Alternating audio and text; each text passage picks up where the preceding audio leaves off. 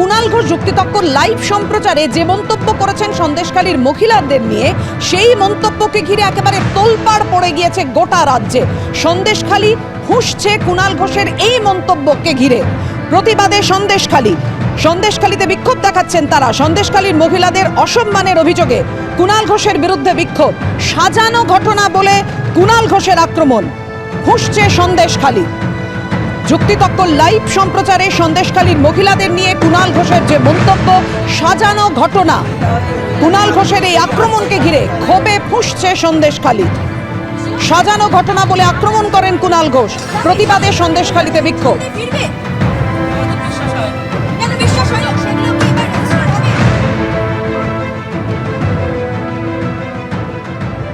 কুণাল ঘোষ আমাদেরকে অপমান করেছে, যেটা বলে সন্দেশখালী মায়েদের অপমান করেছে, তাই ওনার শাস্তি চাচ্ছি আমি।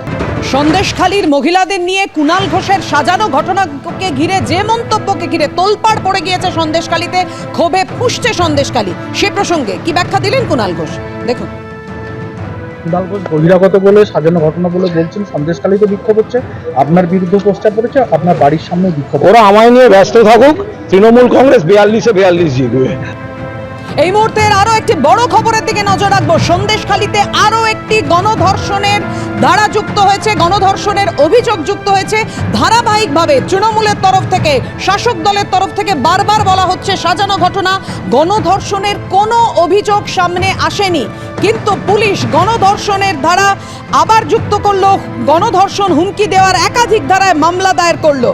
শিবু হাজরা, ভানু মণ্ডল, আমির আলী, গাজীর বিরুদ্ধে এফআইআর দায়ের হলো, যেখানে তৃণমূলের তরফ থেকে তৃণমূলের নেতা, মন্ত্রী, বিধায়করা বারবার বলে এসেছেন গণধর্ষণের অভিযোগ নির্দিষ্টভাবে সামনে আসেনি এখনো পর্যন্ত। সেখানে সন্দেশখালীতে আরও একটি গণধর্ষণের অভিযোগে পুলিশ এফআইআর দায়ের করলো। আপনারা জানেন শিবু হাজরার বিরুদ্ধে এর আগেই গণধর্ষণের মামলা দায়ের করেছিল পুলিশ।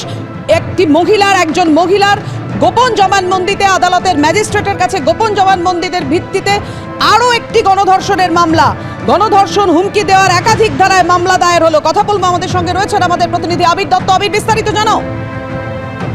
দেখো, তোমাকে জানাই আরো একটি এফআইআর হলো এবং সন্দেশখালী থানার 39 নম্বর কেস। এবং এই যে এফআইআর হলো, সেই এফআইআর ভারতীয় দণ্ডবিধি 376 ধারায় অর্থাৎ গণধর্ষণ, এছাড়াও 506 ধারা অর্থাৎ হুমকি, এছাড়াও 342 অর্থাৎ বাধা, এই 3 ধারায় মামলা রুজু হয়েছে। এবং প্রসঙ্গত তোমায় জানাই 19 তারিখেই কিন্তু এফআইআরটি হয়েছে, অর্থাৎ পরশুদিন।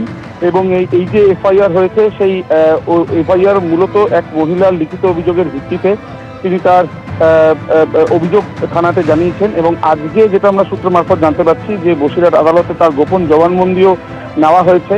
এবং যে 3 জনের নামে অভিযোগ রয়েছে, সেখানে শিবপ্রসাদ হাজরা, আমরা জানি তাকে ইতিমধ্যে গ্রেপ্তার করা হয়েছে। এবং শিবপ্রসাদ হাজরা ছাড়াও ভানু মণ্ডল, শিবপ্রসাদ হাজরার একজন ম্যানেজার, এবং এছাড়াও আমির আলী গাজী নামে আরও এক ব্যক্তির নামও কিন্তু এই লিখিতভাবে অভিযোগের ভিত্তিতে 3 জনের নামেই এই এফআইআর হয়েছে। এবং ইতিমধ্যে এই যে এফআইআর, সেই এফআইআর এর পরিপ্রেক্ষিতে তদন্ত শুরু করেছে পুলিশ।